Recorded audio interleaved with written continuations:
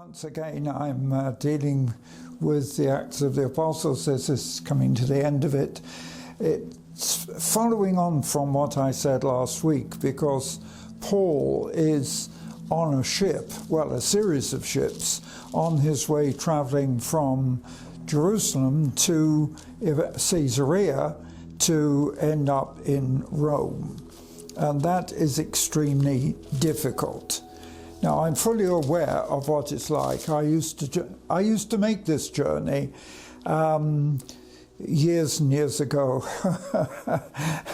60 years ago, when in my early visits to Jerusalem, I used to sail from near Caesarea, I used to sail from Haifa back to Athens or back into Italy.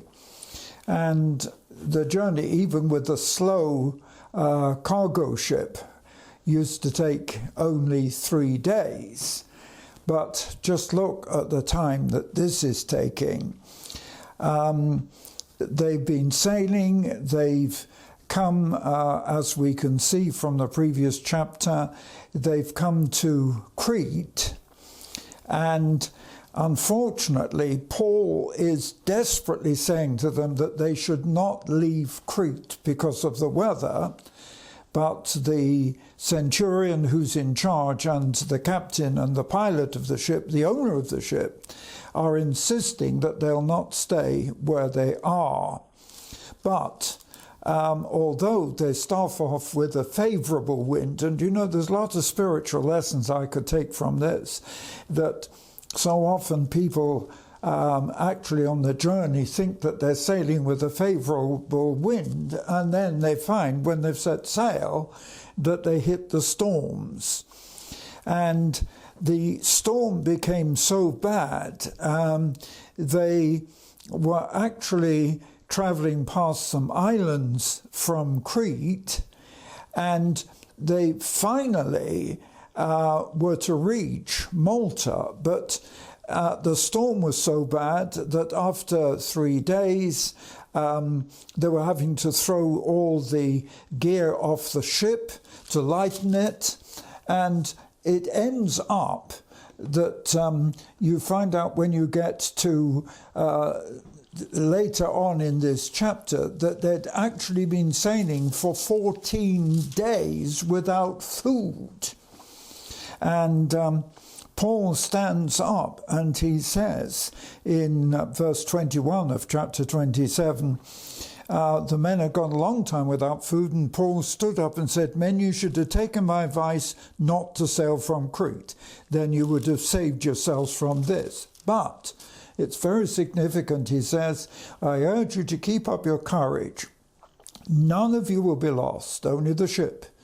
Last night an angel of the Lord, who I belong to and who I serve, stood and said, 'Don't be afraid, Paul, you must stand trial before Caesar, but God will give you the lives of all those who sail with you.'" And he says something very significant here. This is said on a ship, a sailing ship, in the midst of a storm, and he says, "Keep up courage, for I have faith in God that it will happen as he told me." You know, if only we had this confidence in the relationship with God, that we know that he does what he says. You know, that's one thing I learned, to learn so specifically, because over a period of time during my year in prison, I'd only been there for about 4 months when God gave me a clear indication of the date that I would leave.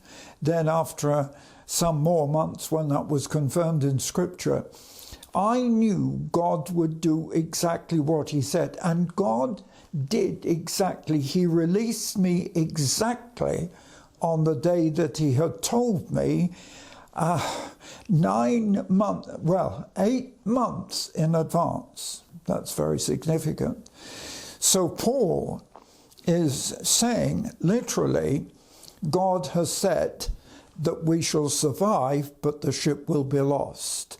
And in the same chapter, chapter 27 and verse 27, it is quite clear. It says, on the 14th night, we were still being driven in front of the storm, and we realized that we were approaching some land.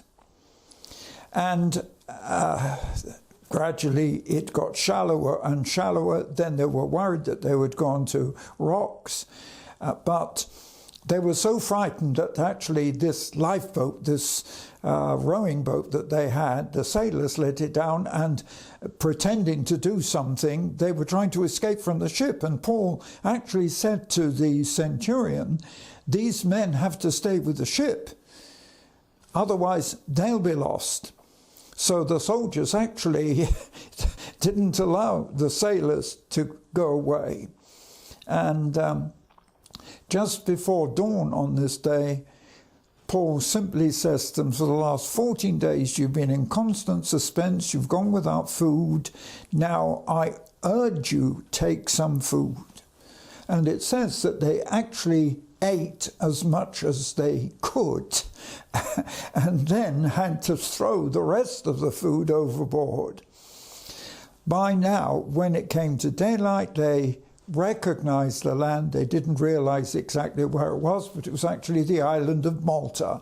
And they had taken from Crete at least 14 days to sail from Crete to Malta. That shows you. Once they got on the shore, and it's exactly what God said, the ship was wrecked, but all the soldiers, the sailors, and the prisoners got ashore safely. And the islanders were quite kind, but as they prepared a fire to dry themselves out, because, I mean, they were in the water soaking wet, Paul, getting some of the wood for the fire, actually, when he picked it up to put it on the fire, he saw a snake in it.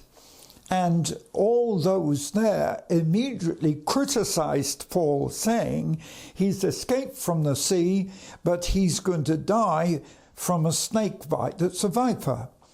And Paul amazingly shook the snake off into the fire and wasn't harmed. Now, this meant they changed their minds. How quickly. But it was the demonstration. Fortunately, there was some habitation near, and the chief of the island welcomed the home, and they actually stayed there for 3 days in his home. The amazing thing is, this chief from the island, his father was sick. Paul prayed for him. God healed him.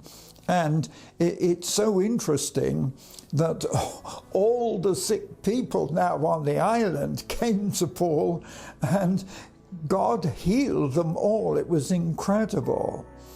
But they were there for 3 months. So at the end of 3 months, another ship came, and they got on the ship, and then eventually they made their way to Rome.